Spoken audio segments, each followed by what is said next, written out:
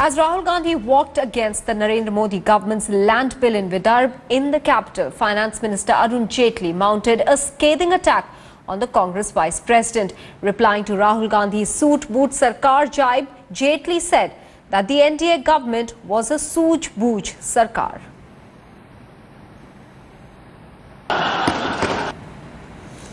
Executive Editor Javed Ansari is now joining us with a perspective on this tussle between the government and the opposition. Javed, is the Modi government betraying a sense of slight nervousness, at least when its top minister sets out to counter Rahul Gandhi?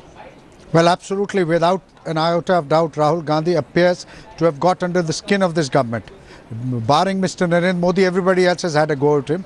Today, now the second most powerful, arguably the second most powerful man in the government, Mr. Arun Jaitley, took a snipe at Rahul Gandhi, trying to pay him back in the same coin. So obviously, there are reasons now. Rahul Gandhi, there is no denying Rahul Gandhi has a huge distance to cover. He starts off with a great backlog. But nonetheless, the first signs of nervousness, this government is betraying the first signs of nervousness. Javed, has this rejuvenated Rahul Gandhi upped the morale of the party? Well, it would appear to be so. Congress party appears a lot more proactive, a lot more energized and aggressive than it has been in a very long time, ever since last year. So in that sense, yes, some of the credit could be attributed to Mr. Rahul Gandhi. He's been blamed for everything that's gone wrong with the Congress party. It's only fair that this burst of energy that we are witnessing now on his part and also on the part of the Congress party should be attributed to him. Javed, many thanks for joining us with those details.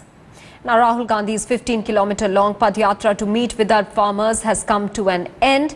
In fact, the Congress Vice President halted at Gunji, Kulha, Shahpur and Ramgaon villages in Maharashtra's Amravati district. As part of his outreach program, Rahul Gandhi visited homes and met families of grief-stricken farmers. He is now expected to depart from Nagpur at 7:30 this evening and return to Delhi. Well, the Padyatra is part of the Congress's plan to galvanize farmers' support against Narendra Modi government's land acquisition bill. Through his walk, Rahul Gandhi also aims to highlight the agrarian crisis in Vidarbha, where several farmers have committed suicide. My interaction with the farmers, very disturbing.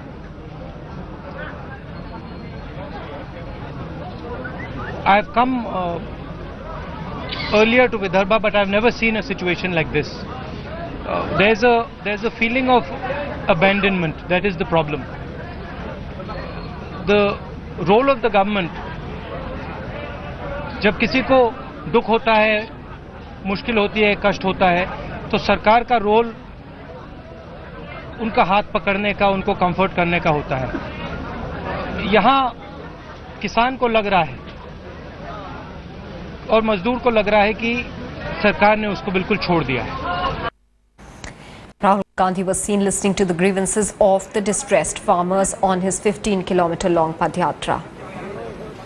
सुविधा जो चाहिए वो नहीं मिलती, वो सिर्फ व्यापारी को मिलती है. क्योंकि क्या होता है, जब किसान फसल निकालता तो उसके भाव सब बंद कर देते हैं. यानी जो अपना मिनिमम जो रेट रहता है वो भी नहीं मिलता. और जब गोडाउन में माल जमा होता है कि व्यापारी के, उसी वक्त उसको भाव मिलता है. आज वो हमारे यहाँ से कपास 3,800 रुपए से गया है और आज सब किसान ने कपास बेचा. अभी 4500 रुपए भाव हो गया. आज कैसा बढ़ सकता है एक दिन में? और किसान को नहीं मिलता. और हमें न्यूज़पेपर से भी सब जन चूतिया बनाते हैं. क्योंकि आज तक पेपर में आता था कि कपास का भाव बढ़ेगा नहीं, फसल बहुत है पूरी दुनिया में, और मार्च के आखिर में ऐसी कैसी फसल खत्म हो गई, हमारा ये कहना है. Ashar Ahmad Khan, who's tracking Rahul Gandhi, is on the phone line with us at the moment. Ashar, with no Congress government in Maharashtra or at the centre, Rahul Gandhi could not have offered much. Did it leave the farmers disappointed? Well, apart from offering much, it was more of a impact analysis. Rahul Gandhi is planning to do in most of the states in this country. It is that he's saying that the Congress party is pro-farmers and pro-poor, while on the other hand, the incumbent BJP government, which is anti-farmer and pro-corporate. In fact, in his press interaction, he also said that this government, the current government, is anti-small business also. So clearly trying to solve the entire thing is that Congress Party is trying to position itself as saviors of the middle and lower middle and the poor classes. So this is exactly what the policy is. And when the Congress Vice President has come back from a long sabbatical, 3 excursions like this certainly has gotten the headlines, and this time around not for the wrong reason. Ashar, apart from discussing the present agrarian crisis, did Rahul Gandhi also try to drum up support against the Modi government on the land acquisition bill? Well, it was basically everything. He's the fertilizer, he's the compensation to the land acquisition bill. So it's a kaleidoscope of all these agrarian and land-related issues which the Congress Party, through its Vice President, is focusing on. Okay, Ashar, many thanks for joining us with those details. Well, and the BJP hit out at Rahul Gandhi's walk for farmers, calling it a political gimmick. देखिए, राहुल गांधी जी को पूरा अधिकार है, वो गए हैं, वो देखेंगे परिस्थिति को, उनकी अपनी पार्टी है और कोई भी नेता अगर जाना चाहे तो वो जरूर जा सकता है। किसानों की सुध लेने की उनको इच्छा हुई है, ये भी बड़ी अच्छी बात है, वो सुध ले रहे हैं किसानों की।